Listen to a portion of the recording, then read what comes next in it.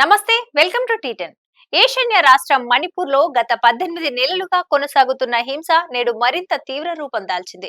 కేంద్ర ప్రభుత్వం ఇటీవల పలు ప్రాంతాల్లో సాయుధ బలగాల ప్రత్యేక అధికారాల చట్టం ఏఎస్సీఎస్పీఏను పునరుద్ధరిస్తూ ఉత్తర్వులు జారీ చేసింది. దీనిపై ఆదివాసీలు తీవ్ర ఆగ్రహం వ్యక్తం చేస్తున్నారు. ఈ నేపథ్యంలోనే బీజేపీకి అనుకూలంగా ఉండే మేతి కొండ ప్రాంతాల్లో ప్రాబల్యమున్న కుకీ గిరిజనుల మధ్య ఘర్షణలు అంతర్యుద్ధ పరిస్థితిని తలపిస్తున్నాయి. కుకీలు అపహరించారని చెబుతున్న 6 మేతీల జాడ తెలియరాలేదు.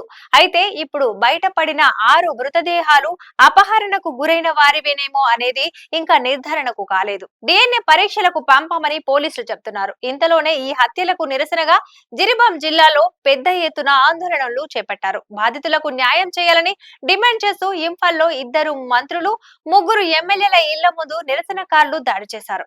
శాసనసభ్యుల ఇళ్లపై దాడులు చేయటంతో జిరిబాం జిల్లాలో అధికారులు నిషేధాజ్ఞలు జారీ చేశారు.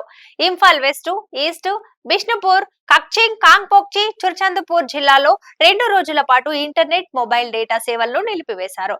లాంఫెల్ సనకిథెల్ ప్రాంతంలోని ఆరోగ్య కుటుంబ సంక్షేమ శాఖ మంత్రి సపం రంజన్ నివాసంపై ఒక గుంపు దాడి చేసిందని సీనియర్ అధికారి తెలిపారు. ఇంఫాల్ పశ్చిమ జిల్లాలోని సగోల్బంద్ ప్రాంతంలో ముఖ్యమంత్రి ఎన్ బీరెన్ సింగ్ అల్లుడు బీజేపీ ఎమ్మెల్యే ఆర్కే ఈమో నివాసం ముందు నినాదాలు చేశారు. 3 హత్య చేసిన నిందితులను 24 గంటల్లోపు పట్టుకుని శిక్షించాలని డిమాండ్ చేశారు. కైసాంతాంగ్ నియోజకవర్గ స్వతంత్ర శాసనసభ్యుడు సపం నిషికాంత్ సింగ్ ను తిడ్డిం రోడ్డులోని ఆయన నివాసంలో కలవటానికి నిరసనకారులు అక్కడికి చేరుకున్నారు.